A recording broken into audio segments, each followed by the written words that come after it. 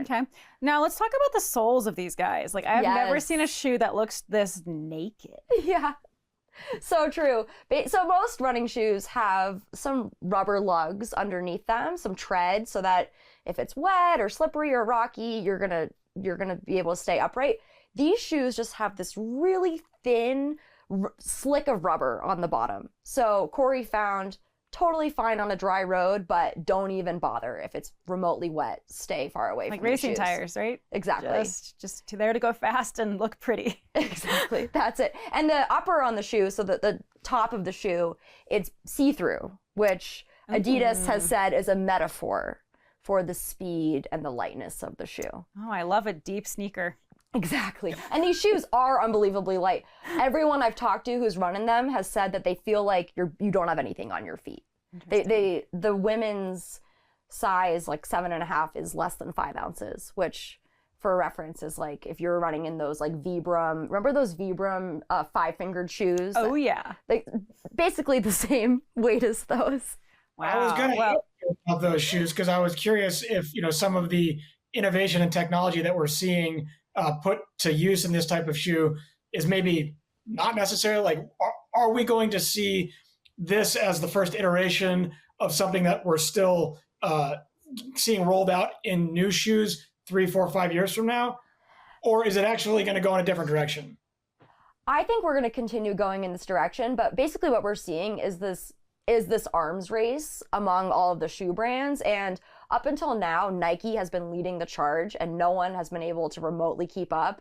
This is the first time that Adidas has actually taken the lead and they're now at the cutting edge of innovation in shoe technology. So I'm very curious to see what Nike does next. Yeah, well, Abby, I hope you come back and keep us posted. And hey, if you find a pair of those in a size 8.5, or just want to slide them my way, I'm ready to see what that feels like.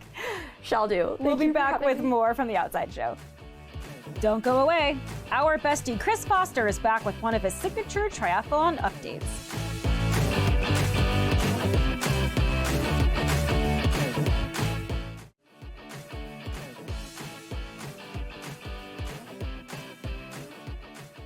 Welcome back to The Outside Show. It's been another busy stretch for our Ironman triathletes, just having wrapped up an event in beautiful Mallorca, Spain. Here to talk about it, we have Chris Foster, editor-in-chief of Triathlete, and, just our regular bestie here on the show.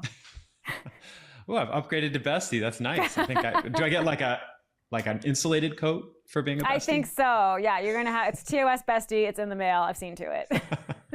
Awesome. Thank you. So what do we see coming out of Mallorca this week? So it was a lot of different things in Mallorca. Like we talked about last week, this is kind of the European opener for the Ironman Pro Series. We've already had Oceanside, Ironman Texas, but a lot of the European names weren't here in North America. They were, off training. Last week we talked about Emma Pallant-Brown and Laura Philipp being big names at the front of the women's race. They were there. I mean, I wouldn't say it was a predictable race, but we saw a great battle up front between those two ladies. Emma Pallant-Brown overcame tons of bad luck early in the season, a DNF in Miami, a bad bike crash at Oceanside. We got to see kind of the athlete that we expected when she moved up with just 6K to go to break the tape. And Laura Philipp in second from Germany, also kind of to be expected in the women's race. Yeah. Chris, are we unfamiliar with the names of some of these competitors simply because they're European based and maybe not coming stateside to compete? Or are these not necessarily folks that are going to be in the mix as the year goes on?